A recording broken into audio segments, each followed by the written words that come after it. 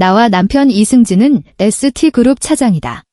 광화문에 있는 같은 건물로 출근하고 월급도 거의 비슷하게 받는다.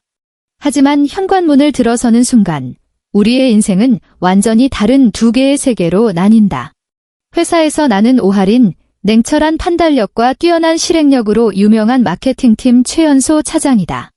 집에 돌아오면 나는 그저 이승진의 아내, 하이힐을 벗어 던지고 앞치마를 두른 채 보모이자 요리사, 청소부로 변해야 하는 여자일 뿐이다. 그리고 내 남편 이승진, 회사에서는 경이로운 보고서 몇 편으로 승승장구하는 전략기획부의 엘리트인 그 남자는 지금 이 순간 소파에 진흙처럼 늘어져 있다. 그는 값비싼 양복을 갈아입는 것조차 귀찮은지 넥타이만 살짝 느슨하게 풀고는 거실 테이블에 다리를 척 올린 채 TV 속 시시껄렁한 예능을 보며 실없는 웃음을 터뜨리고 있다. 공기 중에는 그가 벗어 던진 양말에서 풍기는 시큼한 냄새와 내가 방금 깨끗하게 닦아놓은 바닥에 찍힌 그의 흙먼지 발자국 냄새가 뒤섞여 숨이 턱 막히는 악취를 만들어내고 있었다. 할인아, 저녁은? 배고파 죽겠네. 그는 고개도 돌리지 않은 채 마치 식당 종업원을 부르듯 소리쳤다. 속이 울렁거렸다. 오늘 프로젝트 보고서 마감 때문에 점심도 거른 터라 온몸의 기운이 다 빠져나간 것 같았다. 나는 그를, 나와 5년 동안 한 침대를 쓴 그 남자를 바라보았다. 문득 그가 지독히도 낯설게 느껴졌다. 그의 월급 통장은 우리가 결혼한 첫날부터 시어머니의 통장에 그대로 연결되어 있었다. 시어머니는 매달 구호물자를 배급하듯 쥐꼬리만 한 생활비를 내게 보내왔다. 우리 집안은 원래 여자가 돈 관리하는 거 아니야? 신경 쓸 일 없어서 좋지. 그럴듯한 명분까지 붙여가면서 신경 쓸 일이 없다니 얼마나 우스운 소리인가. 그 돈은 우리 아파트 관리비와 공과금을 내기에도 턱없이 부족했다. 장을 보고 생필품을 사는 것은 말할 것도 없었다. 이 집의 모든 추가 지출, 친구들 경조사비 한 푼까지 전부 내 카드, 오할인의 월급 통장에서 빠져나갔다.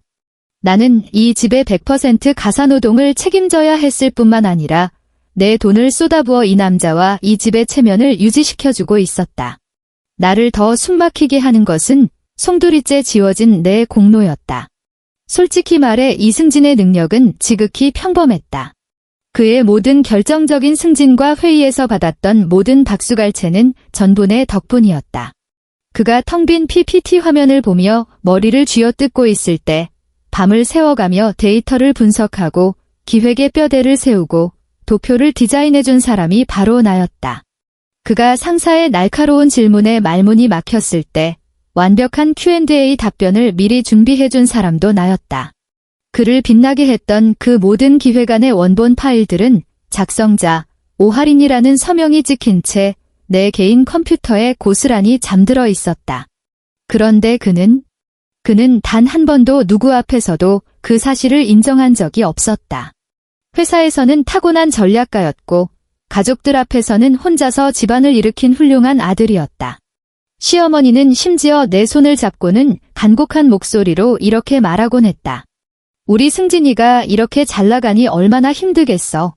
할인아, 내가 아내로서 더 이해하고 더 헌신해야지. 절대 남편 발목 잡으면 안 된다. 발목을 잡아. 실소가 터져 나올 뻔했다. 대체 누가 누구의 발목을 잡고 있는 건가? 한 번은 내가 야근으로 너무 늦어 도저히 밥할 기운이 없어 배달 음식을 시킨 적이 있었다. 그러자 다음 날 시어머니가 집으로 쳐들어와 내 코앞에 손가락질하며 소리쳤다. 너는 어쩜 갈수록 게을러지니? 승진이가 밖에서 얼마나 힘들게 일하는데 집에 와서 따뜻한 밥 한 끼도 못 얻어먹고 너를 며느리로 들인 게 뭐 하자는 거야? 나는 옆에서 아무 말 없이 서 있는 이승진을 보았다. 그는 나와 눈조차 마주치려 하지 않았다. 그 순간 내가 한심한 광대가 된 기분이었다. 나는 내 인내심이 계속될 수 있을 거라 생각했다. ST그룹의 사내 벤처 육성 프로그램 공고가 뜨기 전까지는 그 소식은 내 마음속에서 이미 꺼져버린 불씨를 다시 지폈다. 내 프로젝트 AI 육아 도우미. 내가 2년 동안 공들여 구상한 내 심장의 결정체. 그 프로젝트가 최종 심사에 진출했다.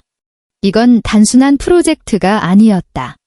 이 숨막히는 결혼 생활에서 탈출하고 내 가치를 실현할 수 있는 유일한 희망이었다. 나는 이 프로젝트를 위해 허리띠를 졸라매고 내 월급에서 한 푼 두 푼 모아 5천만 원이라는 종잣돈을 마련했다. 그 돈은 내 개인 통장에 잠들어 있는 나의 유일한 자존심이자 미래를 위한 담보였다. 그날 밤 나는 들뜬 마음으로 이 소식을 승진 씨에게 알렸다. 그는 잠시 멈칫하더니 이내 속을 알 수 없는 미소를 지었다. 그리고 다음 날 내가 그 돈을 더 안전한 CMA 통장으로 옮기려 했을 때 나는 계좌 잔액에 찍힌 눈을 찌르는 듯한 숫자 0을 발견했다. 피가 차갑게 식었다. 나는 침실로 뛰어들어가 떨리는 목소리로 그에게 물었다. 내 통장에 있던 돈, 그 5천만 원, 없어졌어. 그는 거울을 보며 넥타이를 매다 말고 지극히 당연하다는 투로 말했다. 아, 그거. 동준이한테 보냈어. 동준, 그의 남동생, 나의 시동생이었다. 뭐라고? 머릿속이 하얘졌다. 걔한테 그걸 왜 보내? 걔 결혼하잖아. 신혼집 계약금이 좀 모자란다고 해서 엄마가 전화했길래 일단 보내줬지? 다 한 가족인데 서로 돕고 사는 게 당연하잖아. 가족, 내 목소리가 떨려왔다. 한 글자 한 글자가 이빨 사이로 비집고 나오는 것 같았다. 이승진, 그거 내 창업 자금이야. 내 유일한 희망이었다고. 그는 마침내 몸을 돌렸다. 그의 얼굴에는 귀찮다는 기색이 역력했다. 아휴, 당신 그깟 프로젝트 나중에 하면 되잖아. 동생 결혼이 얼마나 큰일인데 미룰 수 없지? 그리고 우리가 가족 아니야? 당신 돈이 내 돈이지. 가족, 나는 그 두 글자를 되뇌었다. 그러다 갑자기 웃음이 터져나왔다. 눈물이 흐를 때까지 웃었다. 내 돈은 자기 돈이고 자기 돈은 시어머니 돈이다. 내가 밤새워 바친 헌신은 당연한 것이고 그가 가로챈 공로는 자기 자신의 능력이다. 내가 꿈을 위해 모은 목숨 같은 돈은 그가 엄마의 환심을 사기 위해 시동생 집 사주는데 아무렇지 않게 갖다 바칠 수 있는 것이다. 결국 이 집에서 나는 아내도 가족도 아니었다. 나는 그저 돈을 벌고 집안일을 하고 기획안을 대신 써주는 아무런 권리도 존엄도 없는 투명 인간이었다. 언제든 희생당하고 언제든 짓밟혀도 되는 도구였다. 그 순간 내 마음속에 어떤 스위치가 탁 하는 소리와 함께 완전히 꺼졌다. 모든 고통과 억울함, 분노가 순식간에 얼음장 같은 증오로 굳어졌다. 나는 거울에 비친 창백하고 우스꽝스러운 내 얼굴을 보았다. 그리고 하나의 생각이 그 어느 때보다 선명해졌다. 이승진, 당신과 당신의 가족들이 내 돈을 빼앗고 내 노력을 짓밟았으니 나는 당신들이 가장 소중하게 여기는 그 사업, 명예, 가족을 하룻밤 사이에 전부 파산시키고 청산해주겠다. 나는 내 인생에서 가장 중요한 마케팅 기획을 시작하기로 했다. 나의 이혼. 다음 날 아침, 나는 평소처럼 6시에 일어나지 않았다. 알람이 울렸지만 손을 뻗어 끄고는 몸을 돌려 계속 눈을 감았다. 옆에 누워있던 이승진이 잠결에 나를 툭 쳤다. 자기야, 아침밥. 나는 대꾸하지 않았다. 잠시 후 그는 마침내 짜증을 내며 몸을 일으켰다. 그리고 침대맡에 늘 그랬듯 깨끗하게 다려진 셔츠와 바지가 준비되어 있지 않은 것을 발견하고는 허둥지둥 옷장을 뒤지기 시작했다. 아침 내내 집안은 그가 허둥대며 내는 소음과 점점 커지는 불평소리로 가득 찼다. 나는 이어폰을 끼고 그 모든 소음을 차단했다. 마침내 내가 모든 준비를 마치고 침실을 나섰을 때 그는 넥타이를 삐딱하게 목에 건 채 마른 식빵 조각을 쑤셔 넣고 있었다. 오하린, 너 오늘 대체 왜 이래? 그가 소리쳤다. 나는 그를 무심히 힐끗 쳐다보고는 내 가방을 들고 그대로 집을 나섰다. 마치 아무것도 듣지 못한 사람처럼. 오늘부터 이 집의 모든 일은 나와 상관없다. 나는 ST그룹 마케팅팀 차장 오하린이지 이씨 집안의 공짜 가정부가 아니다. 퇴근 후 나는 마트에 들러 장을 보지 않고 곧장 집으로 돌아와 서재에 틀어박혔다. 서재에는 나의 모든 전문 서적과 컴퓨터가 있었다. 이곳은 나의 세계였다. 집은 금세 엉망진창이 되었다. 싱크대에는 기름때 낀 그릇들이 산더미처럼 쌓였고 쓰레기통에서는 시큼한 냄새가 피어올랐으며 벗어놓은 더러운 옷들이 소파 위에 작은 산을 이루었다. 이승진은 처음에는 내게 고래고래 소리를 지르다가 나중에는 애원했다. 그리고 내가 일주일 내내 철저히 무시하자 마침내 포기했다. 그는 서투르게 설거지를 시작했고 색깔 옷과 흰 옷을 마구 섞어 빨래를 망쳤으며 매일 배달 음식과 편의점 도시락으로 끼니를 때웠다. 직장에서도 나의 죄부 지원이 끊기자 실수가 잦아졌고 상사에게 불려가 깨지는 횟수도 점점 늘어났다. 그가 초조해할수록 내 마음은 평온해졌다. 나는 노트북을 열어 프로젝트 청산이라는 이름의 새 폴더를 만들었다. 그렇다. 나는 내 이혼을 내 커리어에서 가장 중요한 마케팅 프로젝트로 시행할 것이다. 1단계, 타겟 고객과 그들의 핵심 페인 포인트 정의. 고객 1, 이승진. 페인 포인트, ST그룹에서의 커리어, 직장 내 평판. 고객 2, 시어머니. 페인 포인트, 돈, 그리고 그녀가 자랑스러워하는 큰아들. 고객 3, 시동생 이동준. 페인 포인트, 곧 있을 결혼. 2단계, 마케팅 자료, 즉 증거 수집. 나는 먼저 이승진과 지난 5년간 나눈 메신저 대화 기록을 열었다. 한 줄 한 줄 다시 읽어보니 과거 나를 따뜻하게 했던 그의 의지는 이제 보니 적나라한 착취에 불과했다. 하리나, 이번 분기 보고서 데이터 모델 너무 복잡한데 좀 봐줄 수 있을까? 자기야, 내일 본부장님 보고인데 PPT 마지막으로 한 번만 다듬어주면 안 될까? 제발. 여보, 이번 프로젝트 성공한 거 다 자기 덕분이야. 사랑해. 그리고 이 메시지를 보낸 다음 날, 그는 가족 모임에서 이렇게 말했다. 이번 프로젝트 진짜 힘들었어. 나 혼자 며칠 밤을 새워서 겨우 끝냈네. 나는 이 대화들을 하나하나 캡처해서 시간 순서와 프로젝트명에 따라 명확한 증거 체인으로 정리했다. 사내 메일함에도 접속했다. 그가 내게 보낸 지원 요청 메일들과 내가 그에게 회신한 최종 기획안들을 전부 압축 파일로 다운로드했다. 파일 하나하나가 그의 직장 생활을 지탱해온 거짓말이었다. 다음으로 나는 시동생 이동준을 겨냥했다. 정면 대결은 어리석은 짓이다. 내부에서 터질 시한폭탄을 심어야 했다. 나는 새로 만든 익명의 SNS 계정으로 그의 약혼녀 페이지를 찾아냈다. 그녀는 순수해 보였고 미래에 대한 기대로 가득 찬 채 신혼집 사진과 결혼 준비 과정을 열심히 올리고 있었다. 나는 지나가던 관계자인 척 그녀에게 다이렉트 메시지를 보냈다. 안녕하세요. 실례지만 선의의 마음으로 드리는 조언이니 참고만 하셨으면 합니다. 아마 두 분 신혼집 계약금 5천만 원의 진짜 출처에 대해 알아보시는 게 좋을 것 같습니다. 제가 알기로 그 돈은 예비 시아주버님의 아내, 즉 손윗동서가 될 분의 사업 자금을 무단으로 가져다 쓴 돈입니다. 부디 다른 여자의 꿈의 폐허 위에 미래의 행복을 세우는 일은 없으시길 바랍니다. 전송. 그리고 나는 그 계정을 삭제하고 모든 흔적을 지웠다. 그녀가 나를 믿을 필요는 없었다. 그저 그녀의 마음속에 의심의 씨앗 하나만 심어두면 충분했다. 여자의 직감으로 그 씨앗은 머지않아 뿌리를 내리고 싹을 틔울 것이다. 마지막은 시어머니였다. 돈에 목숨을 걸면서도 도덕적 잣대로 나를 올가매던 그 여자. 나는 그녀가 최근 어떤 용한 도사님에게 빠져 집안의 평안과 아들의 승진을 빌어준다는 비싼 옥 장신구들을 사들인 것을 기억해냈다. 한 번은 우연히 그녀가 그 도사와 나눈 메신저 대화를 본 적이 있었다. 상대는 그녀를 보살님이라 부르며 마음을 녹이고 있었다. 나는 잠시 시간을 내어 인터넷에서 그 도사의 이름을 검색했고 금세 그가 사기꾼이라는 뉴스 기사와 피해자들의 글을 몇 개 찾아냈다. 그리고 몰래 시어머니의 인터넷 뱅킹에 접속했다. 그녀가 수첩에 적어둔 단순한 비밀번호, 그녀의 생일을 이용해 쉽게 로그인할 수 있었다. 경악스러운 이체 내역이 줄줄이 나타났다.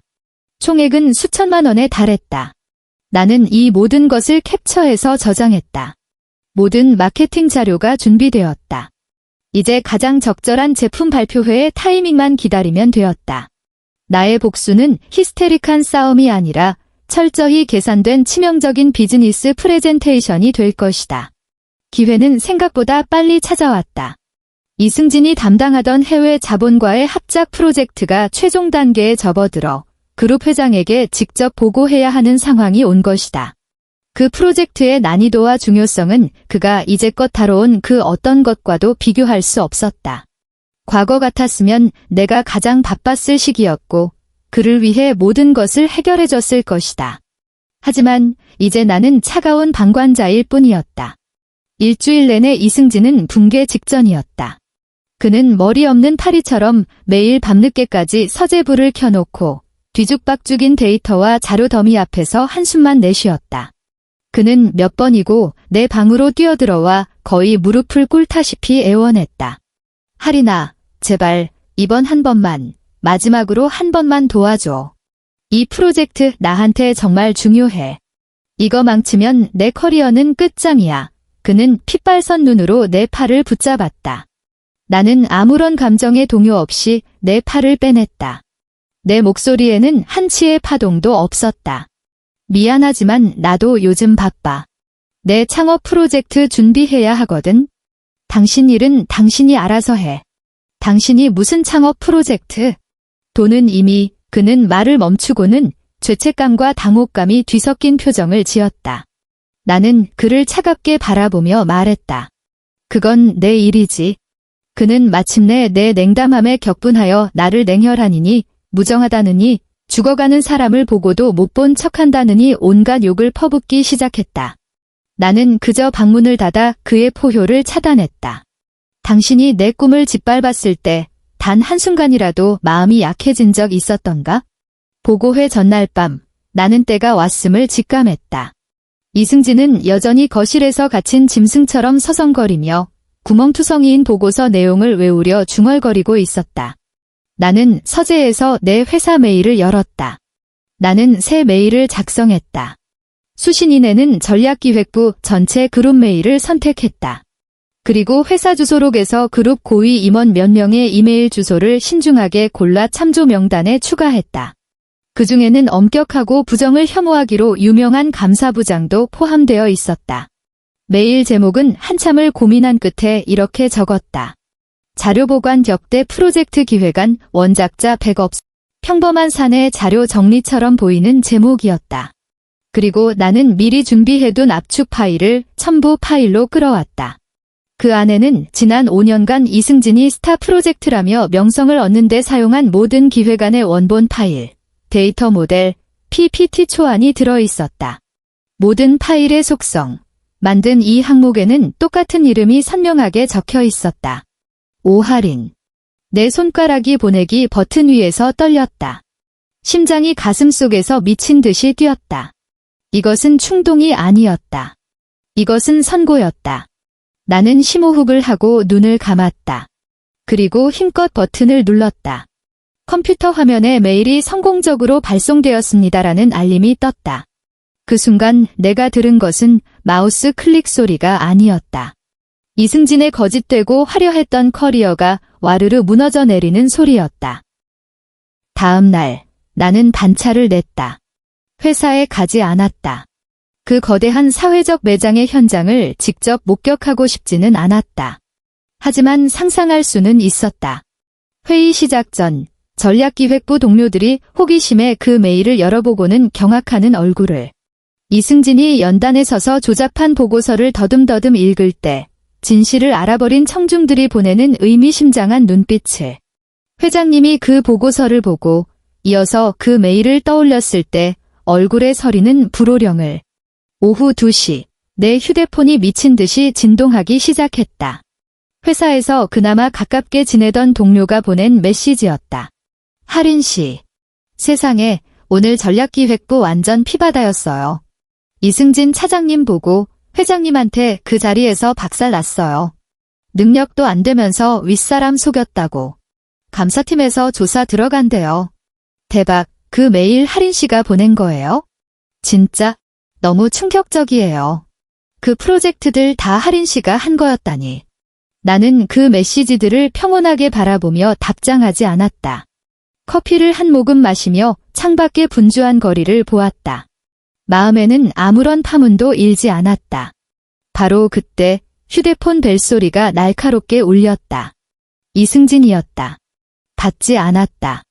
곧이어 시어머니의 전화가 걸려왔지만 바로 끊어버렸다.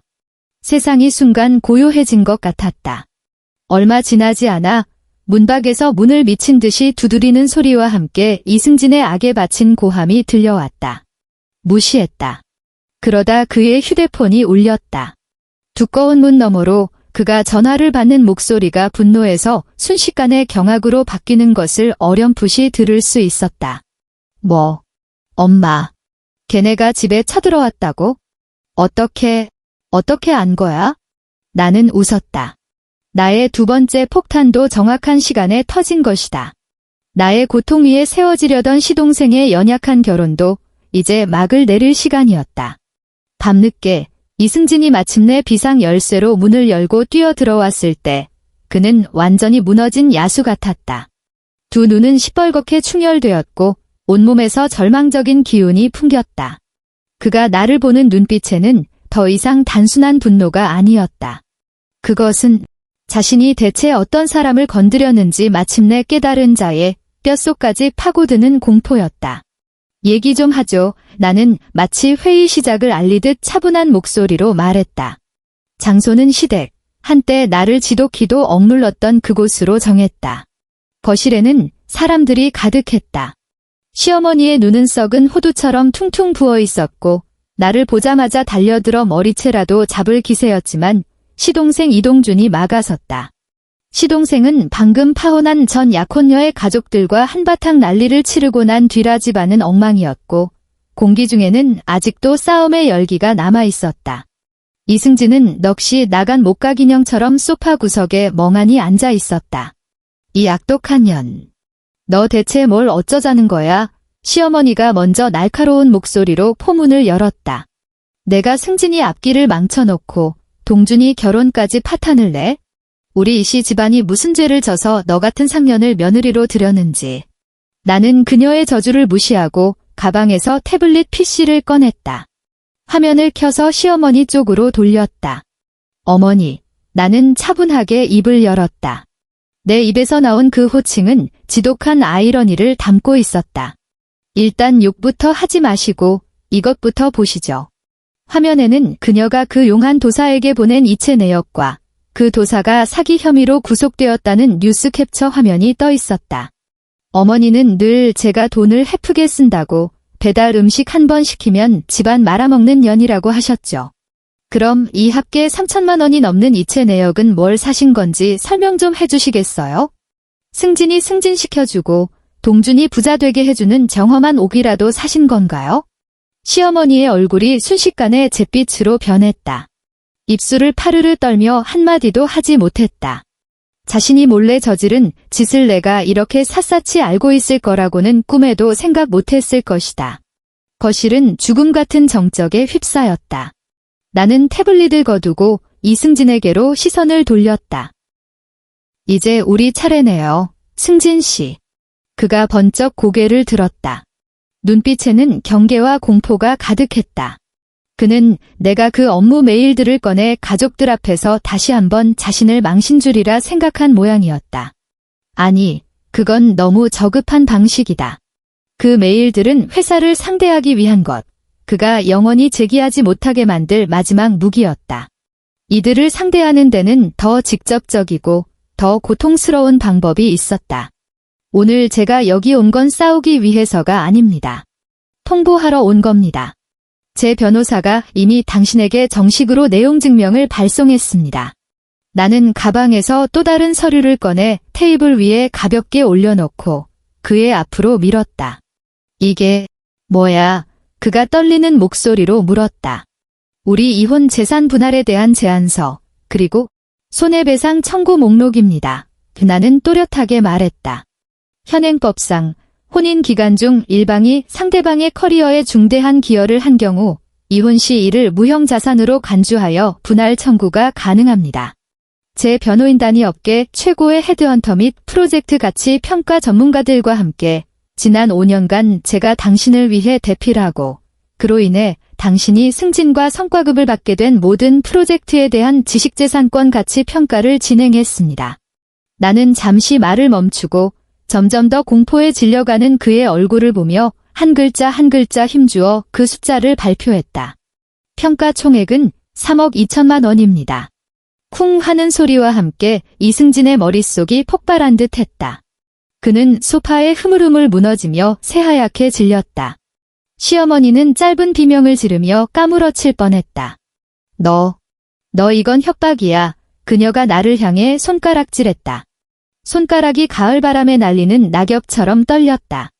아닙니다. 어머니.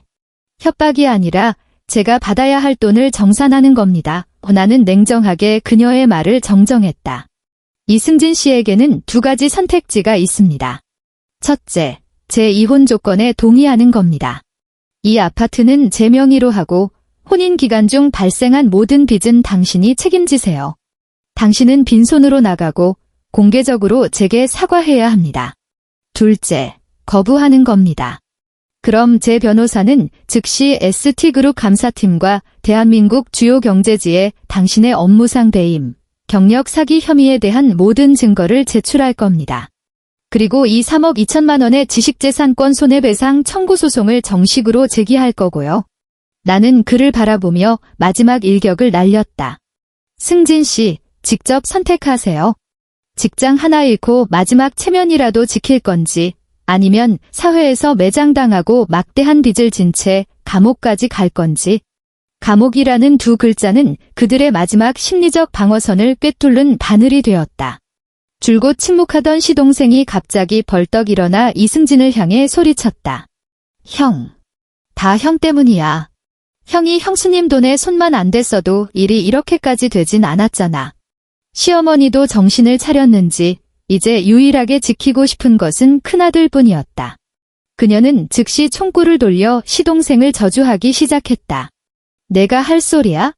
너 그 빌어먹을 결혼만 아니었어도 우리 집이 이 꼴이 됐겠어? 이 왼수 같은 놈. 엄마.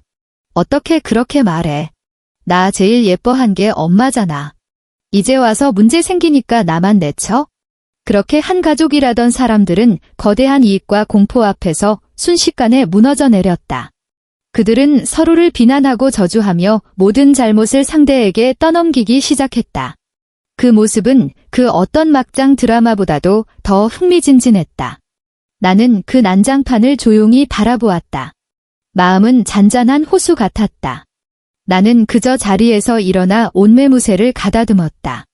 제 조건은 여기 있습니다. 3일 안에 답을 기다리겠습니다. 그 말을 남기고 나는 악취와 분쟁으로 가득 찬 그 집을 뒤도 돌아보지 않고 떠났다. 이승진은 나를 3일이나 기다리게 하지 않았다. 다음 날 그는 변호사를 통해 내게 연락해 나의 모든 이혼 조건을 전면 수용했다. 그는 사회적 매장과 감옥살이에 비하면 집 한 채와 약간의 돈을 잃는 것이 자신이 치를 수 있는 최소한의 대가라는 것을 잘 알고 있었다. 위태로운 직장이라도 지키기 위해 그는 사내 게시판에 사과문을 게시하여 아내의 노동력을 장기간에 걸쳐 자신의 것으로 가로챈 사실을 인정할 수밖에 없었다. 물론 사과문은 후회와 자책으로 가득 찬 번지르르한 말로 포장되어 있었지만 더는 중요하지 않았다. 그는 ST그룹 전체의 가장 큰 웃음거리가 되었고 전도유망한 젤리트 차장에서 동료와 상사들이 늘 경계해야 하는 직장 기생충으로 전락했다. 결국 그는 아무도 신경 쓰지 않는 한직 부서로 발령받아 매일 남의 눈치를 보며 연명하는 신세가 되었다. 이혼 절차는 놀랍도록 순조롭게 진행되었다. 나는 내 돈 5천만 원을 되찾았고 아파트 지분의 대부분을 확보한 뒤 곧바로 처분하여 상당한 현금을 손에 쥐었다. 그 돈은 내 저축과 합쳐져 내 새로운 사업의 종잣돈이 되었다. 나의 JI 육아 도우미 프로젝트는 그룹 최종 심사에서 정확한 시장 분석, 혁신적인 기술, 흠잡을 데 없는 사업계획서로 심사위원들의 만장일치 최고 등급을 받았다. 그룹은 전액 자금 지원은 물론 이 프로젝트를 운영할 독립자회사를 설립하는 것을 특별 승인했다. 그리고 나, 오하리는 그 새로운 회사의 CEO가 되었다.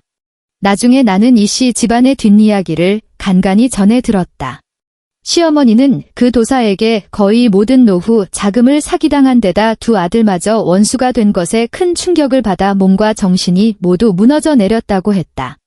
시동생 이동주는 파혼 후 의욕을 잃고 매일 빈둥거리며 돈 문제로 어머니와 험하게 싸운다고 했다. 우리 집 남자들은 단결력이 최고라던 그 가정은 완전히 몰락하고 산산조각 났다. 인과응보, 그 가족에게는 이보다 더 완벽한 결말은 없었다. 1년 후, 서울 강남의 한 5성급 호텔 연회장, 스포트라이트가 눈부시게 빛났다. 나는 몸에 꼭 맞는 세련된 흰색 정장을 입고 무대 중앙에 섰다. 자신감 있고 여유로웠다. 객석에는 수백 명의 기자와 투자자, 업계 파트너들이 앉아 있었다. 오늘은 내 회사의 첫 번째 제품, AI 육아 도우미의 공식 론칭 발표회 날이었다. 나는 프레젠터 리모컨을 쥐고 객석을 향해 나의 자식, 절망 속에서 태어난 나의 꿈을 또렷하게 소개했다. 내 목소리는 마이크를 통해 홀 전체에 울려 퍼졌다. 단단하고 힘이 있었다. 스포트라이트 아래 내 그림자가 거대한 스크린에 투사되었다. 그 순간 나는 더 이상 누군가의 아내도 누군가의 며느리도 아니었다. 부엌에서 기름 냄새에 찌든 가정부도 아니었고 깊은 밤 남을 위해 대필이나 해주던 유령 작가도 아니었다. 나는 바로 나, 오하린이었다. 내 인생이 바로 나의 브랜드다. 이 발표회는 그저 새로운 시작일 뿐이다.